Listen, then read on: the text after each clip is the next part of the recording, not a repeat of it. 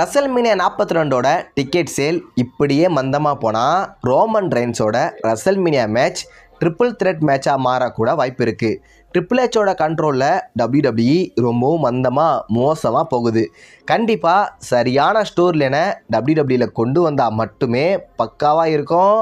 பார்க்கலாம் என்ன நடக்க போகுதுன்னு.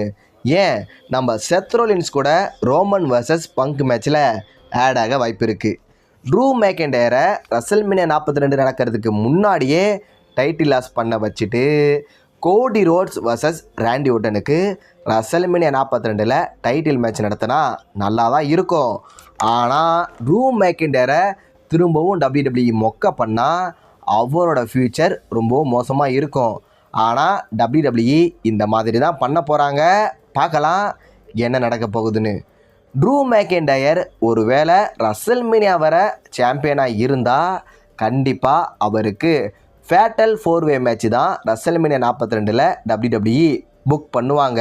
அந்த மேட்ச்சில் Drew McIntyre, Jacob Fatu, Cody Rhodes and Sami Zayn இவங்கெல்லாம் இருப்பாங்க. ஒருவேளை இந்த மேட்ச் நடந்தால் யார் வின் பண்ணுவாங்க?